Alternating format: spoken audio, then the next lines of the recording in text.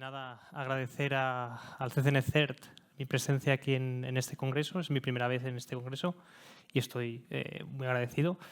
Como bien nos han comentado, hoy vamos a hablar sobre todo del hacktivismo y sobre todo cómo ciertos estados están patrocinando ciertos grupos para realizar diversas operaciones e influir en la política. Una breve introducción sobre mí. Soy Ernesto Fernández, como bien han dicho. Trabajo para el equipo de Threat Intelligence dentro del Advanced Research Center en Trellix como investigador de seguridad. Ahí tenéis algunos enlaces por si queréis conocerme un poco mejor. Y bueno, comencemos con la agenda. Hoy principalmente pues, voy a hacer una breve introducción de lo que es el hacktivismo, creo que todos lo sabemos, pero bueno, por si acaso, y la evolución que ha tenido en los últimos 20-30 años. Luego nos meteremos de lleno dentro de lo que son los grupos hacktivistas que pueden estar patrocinados por estados. Y finalmente haré una breve introducción de lo que hacemos en el equipo de Threat Intelligence de Trellix y por si queréis conocer un poco más nuestro trabajo. Vale. ¿Qué es el hacktivismo? Bueno, como bien sabréis, es la realización de activismo político, social o económico en Internet o en tecnologías de la información, ¿vale?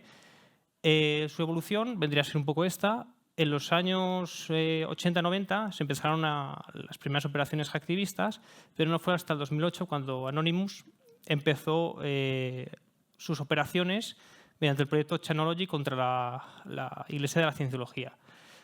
Los siguientes años se vieron más operaciones de Anonymous contra diversas entidades o organismos y no fue hasta el 2020 cuando vimos otra evolución y fue sobre todo la gran desinformación que se vivió durante la pandemia del COVID-19, ¿vale? Y ya finalmente mencionar los dos conflictos que nos ocupan hoy en día, tanto la guerra entre Rusia y Ucrania como la guerra en Oriente Medio, en la que hemos visto cómo diversos grupos activistas patrocinados por estados han empezado a tomar escena en lo que es la esfera de las amenazas, ¿vale? Es decir, ¿qué grupos están patrocinados por estados y sobre todo qué estados suelen ser aquellos que patrocinan? Empezando por uno de los habituales, nuestro querido país Rusia. Rusia es un país que siempre ha tenido mucha tradición hacktivista, pero habitualmente eran grupos aislados, individuos, que simplemente querían apoyar al gobierno ruso. Es cierto que después de la invasión de Ucrania en el 2022, la actividad hacktivista aumentó enormemente. Y se empezaron a ver grupos hacktivistas que estaban patrocinados directamente por grupos APT, los cuales están vinculados a diversas organizaciones del gobierno ruso. Principalmente las operaciones se realizan contra los llamados enemigos de Rusia, es decir, en los últimos años Ucrania y sus aliados, Estados Unidos, Europa, etc. El primero de los grupos de los que quiero hablar es Army of Russia Reborn. A partir de ahora le llamaré CAR, ¿vale? Es un grupo que se fundó en el 2022 tras la invasión de Ucrania. Es un grupo que se especializa principalmente en ataques de denegación de servicio, pero también ha filtrado información de ciertos clientes que previamente habían sido infectados o atacados por un grupo APT, en este caso el grupo APT Sandworm Team, y es por lo que se cree que este grupo activista, CAR, está recibiendo algún tipo de apoyo por parte de Sandworm Team. Principalmente el grupo publica noticias, mensajes de ataques en Telegram. Aquí tenemos un par de ejemplos. En la primera imagen vemos cómo publican un mensaje diciendo que han atacado el sistema ferroviario japonés, ¿vale? Mientras que en el segundo vemos amenazas contra el gobierno de Australia y en las distintas organizaciones de Australia, amenazando con la realización de diversos ataques por su apoyo a Ucrania. Lo que es interesante es revisar algunos de los administradores del grupo, entre ellos a destacar el usuario Mother of Peers, ¿vale? Cuyo nombre real es Yulia Aquí podemos ver su perfil de Telegram y su cara. Y lo que es interesante es ver cómo en su descripción, en su biografía, indica que actualmente es la moderadora de otro grupo, en este caso NoName 057, no, 057 entre paréntesis 16, ¿vale? A partir de ahora este grupo le llamaré simplemente NoName, ¿vale? Además, si observamos antiguos mensajes de CAR, podemos ver cómo aparece, por ejemplo, NoName, I love you, en clara referencia al administrador de este grupo, y cómo también esta persona ha publicado diversas imágenes con el supuesto moderador o el supuesto administrador del grupo, por lo que podemos intuir que hay una relación bastante estrecha entre ambos. Centrándonos en este grupo, también es un grupo que se fundó en 2022, tras la invasión de Ucrania. Es un grupo que también está centrado en ataques de denegación de servicio, pero también en ataques de tipo defacement, ¿de acuerdo? Los ataques de denegación de servicio los realiza mediante la herramienta de Deosia. Y lo que es interesante es ver cómo este grupo suele formar alianzas con múltiples grupos activistas. Pero especialmente podemos ver que tiene una gran relación con CAR, lo que nos hace pensar desde Trellix que puede haber cierta colaboración con Sandworm Team también. Algunos de los de las capturas de Telegram que podemos ver, en el primer caso vendría a ser el grupo de Telegram del proyecto de Deosia, es un grupo interno, es una herramienta interna de este grupo, y podemos ver que tiene en torno a unos 10.000 miembros actualmente, lo que vendría a ser pues, unos 10.000 bots para su botnet, ¿de acuerdo? En la segunda imagen vemos un mensaje en el que indican pues, que han atacado diversas organizaciones de Austria, y sobre todo lo que es interesante es ver cómo enumeran distintos aliados, entre otros, en el primer caso, CyberArmy o Russia Reborn, ¿de acuerdo? Está en ruso, pero viene a ser el primero. No obstante, también tiene alianzas con otros grupos, WebSec, Server Killers, ReaperSec, etc. Otros dos de los grupos que se creen que tienen vinculación con el gobierno ruso son SACNET e InfoCenter. En el caso de SACNET, es un grupo fundado en el 2000, bueno, en ambos casos se fundaron en el 2022, y en el caso de SACNET está centrado principalmente en ataques de denegación de servicio y filtración de datos, mientras que en el caso de InfoCenter se dedica sobre todo a la difusión de propaganda y también algo de filtración de datos. En ambos casos, ambos grupos se han vinculado al Sandworm Team de la misma forma que a CAR. Es decir, han publicado distinta información de víctimas que previamente habían sido infiltradas o atacadas por el equipo, por el Sandworm Team. ¿De acuerdo? En el caso de SACNET ya no se encuentra activo, pero InfoCenter sí. Finalmente, mencionar el caso de ZPentest. Es un caso bastante reciente. Este se fundó en 2024. Es un grupo que está especializado en ataques de denegación de servicio y defacement.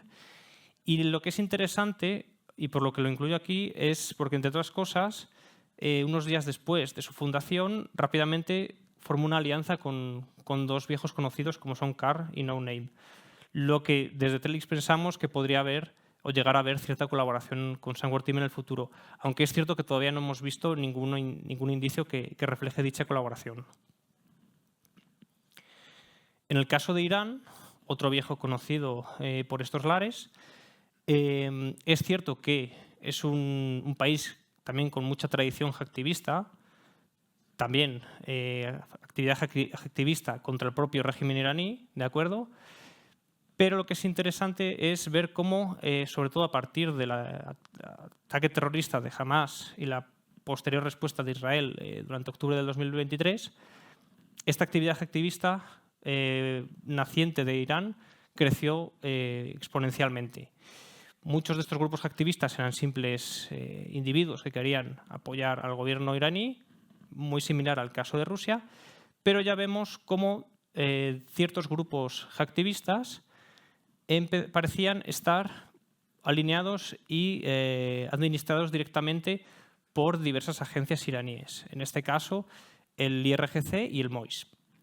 En cuanto a las operaciones, pues un poco parecido al caso anterior. En este caso se olvidan un poco más de Ucrania y sobre todo han atacado a Israel y Estados Unidos, en especial con relación al caso de las elecciones de Estados Unidos de este mes.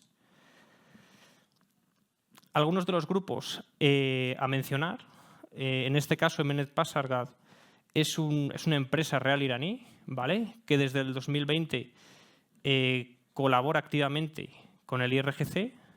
Y lo que es interesante de este grupo, de esta empresa, es que principalmente su modus operandi consiste en crear diversos grupos activistas para llevar a cabo distintas operaciones. ¿Qué tipo de operaciones?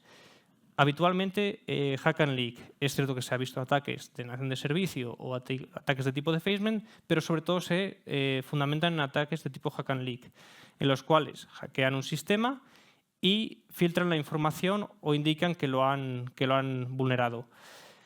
Es cierto que a veces esta información está magnificada o directamente es falsa. Dicen que han atacado el servicio de aguas de una ciudad, pero no es realmente así. Principalmente el objetivo, pues un poco lo que está en línea con lo que hemos visto: Estados Unidos, Europa y sobre todo Oriente Medio, en concreto Israel. En el caso de los grupos activistas podemos ver unas cuantas similitudes entre ellos.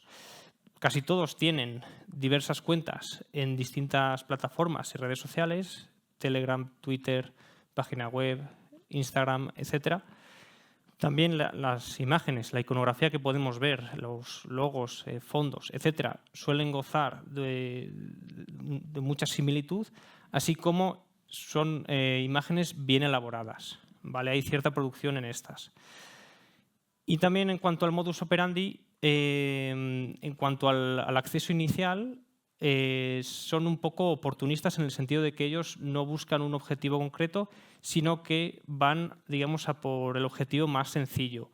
Páginas web que no están bien securizadas, que tienen algún tipo de vulnerabilidad no conocida pero fácilmente explotable, etc.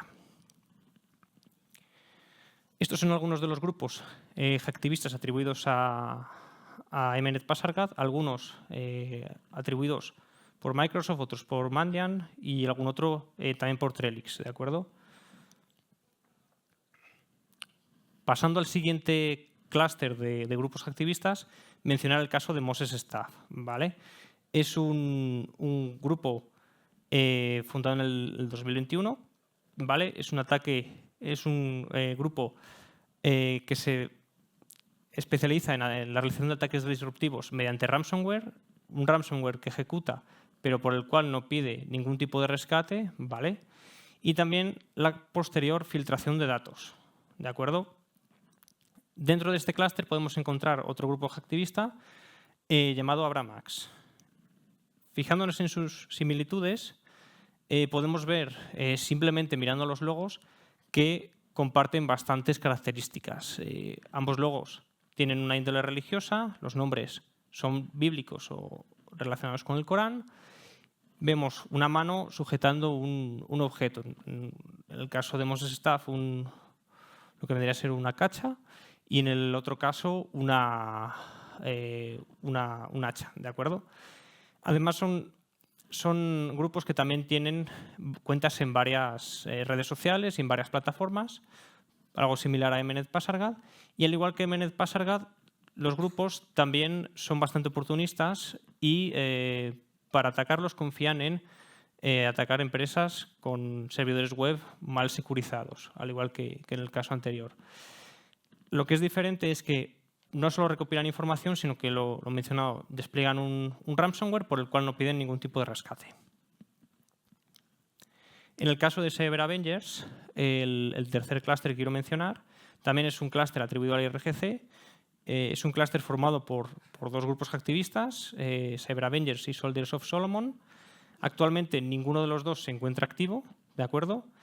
Y son grupos que están especializados en algo similar al caso de Emnet Pasargad, operaciones de tipo Hack and Leak, en el cuales publican información falsa o magnificada. El último clúster que quiero mencionar, considerado grupo APT por muchos de de las empresas que hay, es el caso de Agrius, ¿vale? Es un grupo APT atribuido al MOIS, es un grupo que se especializa en desplegar ataques de ransomware o wipers, ¿de acuerdo? Y consiguen el acceso inicial de una forma un poco similar a los anteriores. Es cierto que confían en la explotación de vulnerabilidades, pero en este caso prefieren atacar servicios o vulnerabilidades conocidas en Fortinet, en Microsoft Exchange, etcétera, ¿de acuerdo? Dentro de este clúster podemos encontrar varios grupos: Malek Teams, SharpVoice, Justice Blade y Moneybird, ¿vale? Finalmente, mencionar el caso de China. Es cierto que sí que hay mucha actividad activista. Alguna de esta actividad activista está enfocada también contra el propio gobierno chino, pero lo que sí que tenemos poca evidencia es de grupos activistas directamente respaldados por el gobierno. Sí que hay cierta evidencia de algún grupo o de alguna organización considerada activista, pero que lo único que hacen es, digamos, diseminar propaganda. También es interesante mencionar el caso del UNC 5174. Es un Initial Access Broker, es decir, vende accesos a terceras personas, entidades, en el cual pues, utiliza exploits de tipo NDAI para comprometer sistemas a lo largo y ancho del mundo, y luego vende estos accesos en foros underground o directamente se los suministra a grupos APT relacionados con China. Algunas conclusiones de la investigación. La primera, es muy probable que los grupos activistas asociados a estados no se tengan en mucha consideración. Se suelen considerar a los grupos activistas como simples script kiddies que lo único que quieren hacer es realizar un par de ataques, generar un poco de ruido y ya está, pero estamos viendo que están ganando bastante repercusión. Además vemos que ya no solo tenemos ataques de tipo de denegación de servicio que duran un par de horas, mediodía, o simples defacement que vulneran una página web poco frecuentada por los usuarios, sino que también estamos viendo cada vez más ataques de ransomware, wiper, que tienen un mayor impacto, ¿de acuerdo?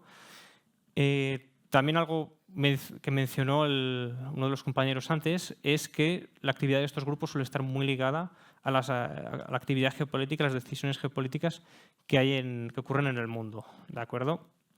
Y finalmente mencionar que en el futuro seguramente veamos más casos de este tipo, porque es una forma barata y de generar un gran impacto en una organización, en un país, donde sea, ¿vale? Antes de terminar, voy a hacer una breve introducción de lo que hacemos en el equipo de Threat Intelligence de Trellix, ¿vale? Así un poco marketing. Somos más de 200 investigadores pues, ubicados en todas partes del mundo. Hablamos diversos idiomas de forma nativa: inglés, ruso, chino, vietnamita, francés, etc.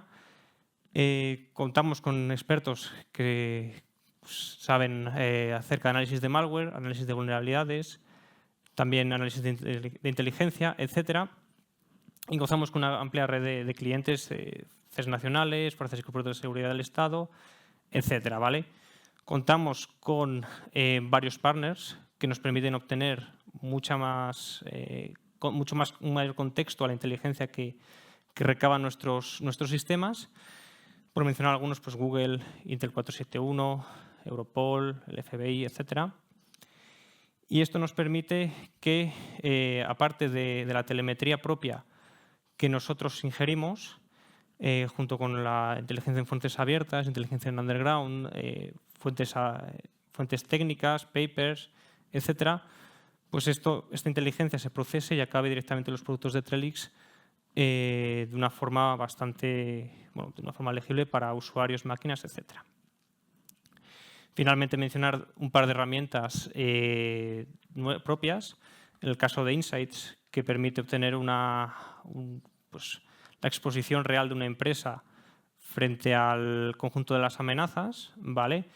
información de más de 4.000 campañas, con más de 250 actores maliciosos y más de 2.000 herramientas maliciosas y no maliciosas. Y finalmente Atlas, una herramienta que nos permite obtener de forma global la distribución de la telemetría de Trellix en países, sectores, y además esta información está correlada con la información que tenemos en Insights, de forma que podemos ver de una forma bastante sencilla qué países han sido más afectados por según qué campañas o qué grupos APT han atacado qué sectores o países. ¿De acuerdo? Esto era un poco lo que os quería comentar. Espero que os haya gustado y muchas gracias. Gracias, Ernesto. Bueno, creo que una de las conclusiones que comentabas es que esto va a ir a más. Sí. Al final, todos estos grupos activistas ¿están haciendo daño de verdad o se trata más de acciones que lo que buscan es notoriedad, trasladar un mensaje? Por lo general, el impacto suele ser bastante limitado, pero es cierto que en países como, por ejemplo, Israel, en el que hay una situación de alarma bastante importante pues, por la proximidad de la guerra, crea también un efecto psicológico en el propio pueblo, de no estamos seguros, estamos siendo atacados, no solo por tierra, sino también por el espacio, por Internet, por el espacio cibernético. Y yo creo que ese es el mayor impacto que tiene actualmente. Pero es cierto que puede llegar a evolucionar si atacan sectores más críticos o más sensibles. O sea, es más, disculpa, Enrique, más la sensación de inseguridad, ¿no? Exacto, exacto. La que trasladan a la población. Eso es, eso es. Ese es uno de los principales objetivos que muchas veces persiguen. Y otra de las cosas que me llamaba la atención, creo que era en el caso de los grupos rusos, algunos de ellos incluso colaboran entre sí en alguna operación, digamos. ¿También hay una colaboración internacional en estos casos? ¿Colaboración internacional te refieres entre grupos activistas? Entre los malos. Eso es, diferentes, con un objetivo común, Sí. llamémosle país, Sí, gobierno por ejemplo, concreto. después de la guerra de Ucrania, pues el año pasado empezó la guerra en Oriente Medio y sí que vimos cómo múltiples grupos activistas rusos empezaron también a realizar ataques contra Israel y su infraestructura, con un poco de apoyo con respecto a estos. Y lo mismo por la parte iraní, que han empezado a atacar también Ucrania e incluso en algunos casos también Taiwán, lo que comentaba el compañero de antes. O sea que sí que hay bastante colaboración. Vaya, que es una amenaza muy seria, preocupante y que hay que tener en cuenta, sobre todo también por cosas como lo que hablabais, el efecto psicológico que puede generar este tipo de acciones en poblaciones, no sé si decirlo, vulnerables o en situaciones de guerra, como es Ucrania o cualquier otra. Exacto. Pues Ernesto, muchísimas gracias. Estaríamos aquí un buen rato más. La verdad es que son ponencias muy interesantes, pero bueno, el tiempo apremia y bueno, estáis aquí, vais a estar mañana también, así que quien quiera que os pregunte por los pasillos. Perfecto, muchas gracias. Pues, muchas gracias. Un aplauso para él. Gracias.